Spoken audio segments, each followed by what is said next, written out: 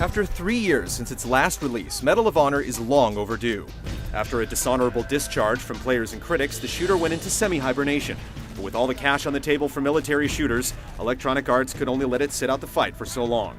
Is there enough room in the foxhole for one more? We're gonna need a bigger boat.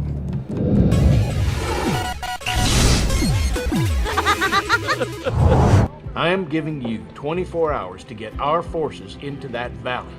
While there are a lot of story elements in Medal of Honor, calling what's presented here a fully fleshed out tale is a bit of a stretch.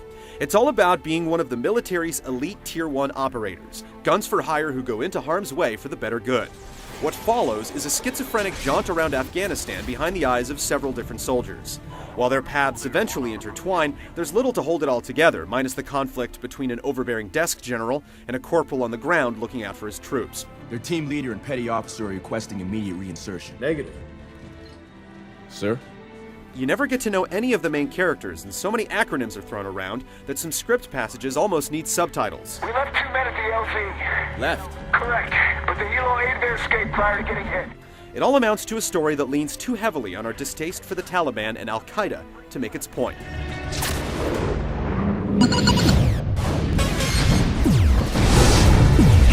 Get down!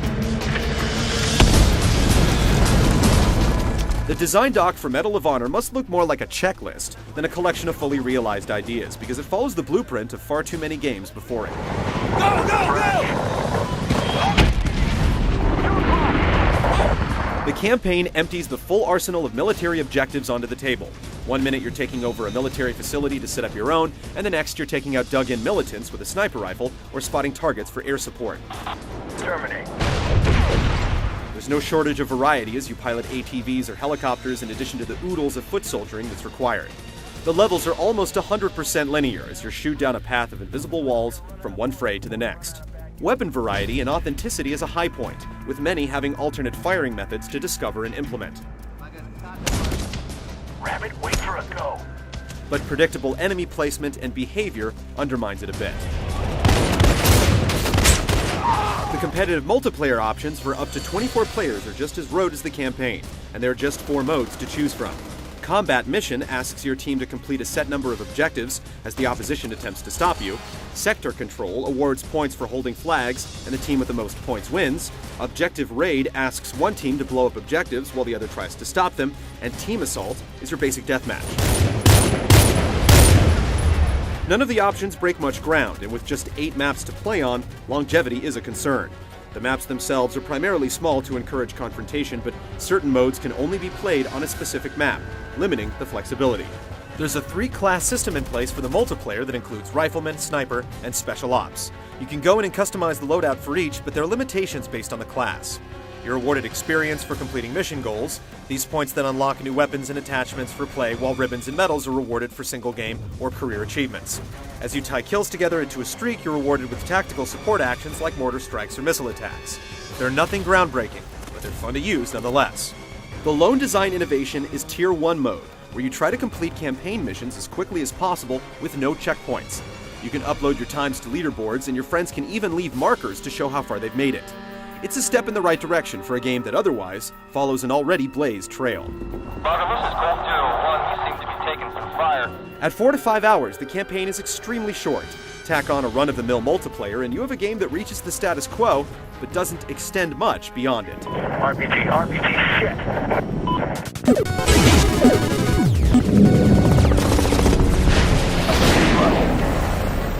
Roger, Gunfighter 1-1, D38 is far for approximately 12 miles. It's hard not to mention the Call of Duty franchise when reviewing games like this, and since Medal of Honor borrows the control scheme button for button, it's basically a necessity. The upside is that you can jump right in and be proficient. The downside is that it limits the gameplay's ability to leave its own mark. You get the full complement of controls, including the ability to go completely prone. One caveat is that the prone position cannot be used in multiplayer. Your mileage with this will vary, depending on how you like to play. Cover is handled a little better in that you have the ability to peek around corners to pick off enemies while limiting your exposure. It works well, even though holding a shoulder button to do it isn't ideal.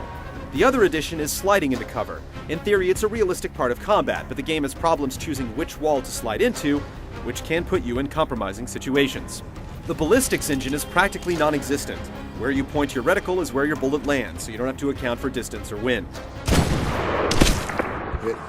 Hit detection is solid in single player, but a little finicky in multiplayer, despite the developers spending time on it after complaints arose during the beta. Enemy AI borders on moronic at times. They're more than happy to stay in one spot to get assassinated, or keep popping out of cover to be shot. Your teammates aren't much better. While they will actually drop some enemies here and there, you'll spend a lot of time waiting for them to reach mission trigger points to go forward. It's a no-go. Moving to secondary LZ. Move! Grenades are extremely rare and it takes far too long to toss one, but it doesn't change the fact that Medal of Honor is too easy. On the normal setting, you almost have to intentionally compromise yourself to die. The few choke points that do exist are only there because you haven't yet memorized enemy locations. Toss in an extremely generous auto-aim, and we recommend playing it on hard for anyone who likes any semblance of a challenge. Medal of Honor features nice gameplay variety, but very little of it is done with much creativity. A few additions are hit or miss, and the lack of difficulty doesn't help extend what is a brief, but well-paced campaign.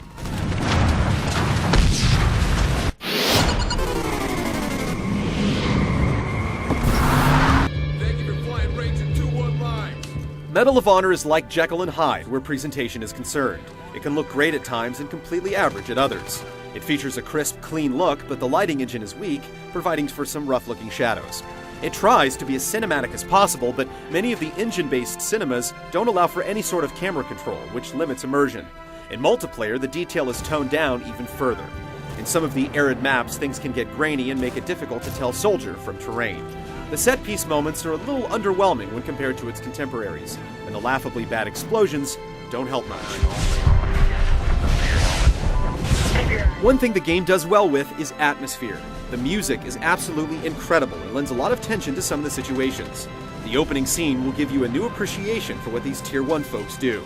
Voice acting hits the mark for the most part, but the writing rarely allows the human element to creep in. 1-1, you just don't understand the brain of a warrior. Brain?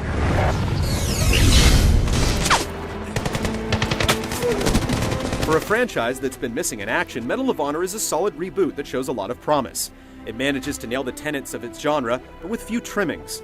It's so blunt in its approach that it makes many other military shooters seem fantastical in comparison. And while the level of reverence shows respect for the subject matter, it's aimed a little too squarely at military buffs. You'll feel like you're painting by the numbers as you paint targets, but if you're looking for a stopgap, it's worth calling into service.